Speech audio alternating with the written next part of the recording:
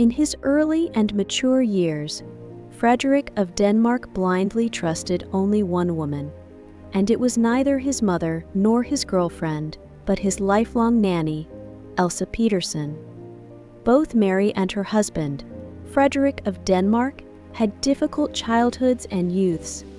The current Danish queen has because she unexpectedly lost her beloved mother after surgery. The current Danish monarch because both his mother, Queen Margrethe, and his father, the eccentric Prince Henrik, were never present during his development except to punish or criticize him. The only woman who cared for him since his birth was his nanny, Elsa Peterson. Over the years, Frederick of Denmark has actively and passively made it clear how much he was hurt by his mother's attitude as a child, cold, aloof, and very much in line with the tastes of the royals of the time. The pain of his mother's abandonment is still so deep that one of his first acts after being proclaimed king was to make it publicly clear once again that he is not going to resemble a titled monarch and does not intend to neglect his children for the sake of royal duties. But during all these years of family solitude, Frederick had two people by his side. The first was his brother, Prince Joachim, with whom he has a difference of only 13 months, and the second his nanny, to whom he still pays tribute and remembers at every opportunity. But who was Elsa Petersen, and why did the Danish sovereign love her so much? Elsa Petersen, the nanny assigned to look after the royal offspring when the first was only 3 months old and the second had yet to be born, was as Danish as the queen herself, so don't expect too much excitement from her. But apparently she did something right, since the current king still calls her his second mother today. It was clear to Elsa Petersen that her role at court was to keep the princes from hurting themselves and to ensure that the kings were happy with their behavior. She was responsible for their upbringing, not spoiling them and making them clean and presentable for the customary goodnight kiss, which was almost the only daily contact the children had with their parents.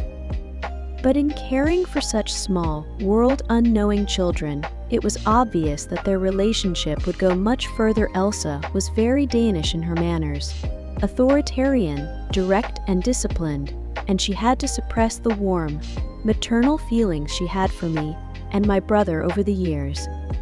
She knew she was not our mother and had to make sure my parents were happy with the way we were.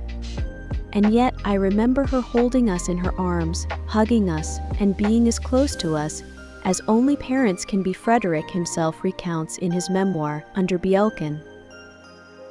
Elsa entered the princes' lives with her own scars. It seems that the great love of her life died tragically. After that horrific experience, she devoted herself in body and soul to serving the crown. The combination of these two scarred souls, prince and nanny, resulted in one of the least working relationships of all time. Elsa accompanied Frederick at almost every stage of his life, taking him to school, eating lunch with him, helping him with his homework. She even accompanied him on summer vacations in France. This relationship lasted almost 24 years.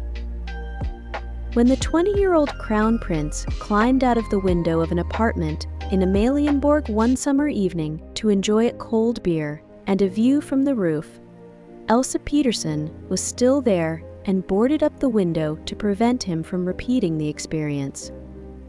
Of course, she was one of the guests at Heir Frederick's wedding to Mary Donaldson, and although she was fired in the 1990s, preventing her from continuing to live in her apartment at Amalienborg Palace, the nanny remained close to her children.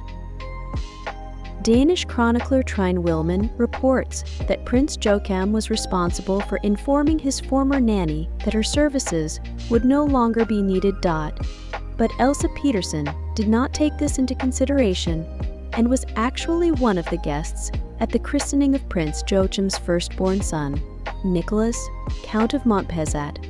Of course, when she passed away in 2016 and was buried in Funen Cemetery, both Frederick and Prince Joachim were present. The story of Frederick of Denmark and his nanny, Elsa Petersen, reveals the deep emotional bond that can develop between people, even if they are not related by blood ties. This bond becomes especially meaningful in the context of his estranged childhood, when his parents, Queen Margaret and Prince Henrik, were more preoccupied with royal duties than raising their sons. Elsa Petersen filled the void left by Frederick's parents. She was not just a nanny, but a real mother on whom the prince could rely. Despite her strict and disciplined manner, Elsa managed to give Frederick and his brother the warmth and care that they were sorely lacking. The mutual understanding and trust that developed between them helped Frederick grow into a confident and compassionate man, despite the difficulties he faced as a child. Frederick and Elsa shared common traumas: loss of love and lack of parental care. This shared pain brought them together, allowing them to create a special, almost familial bond. Elsa became not only a nanny for Frederick, but also a mentor, a friend, a source of stability and love that he lacked. It is especially touching that Frederick continued to maintain his relationship with Elsa even after she stopped working at court. This speaks to the deep gratitude and respect he had for her. Attending her funeral was not just a tribute, but an affirmation that she would forever be an important part of his life.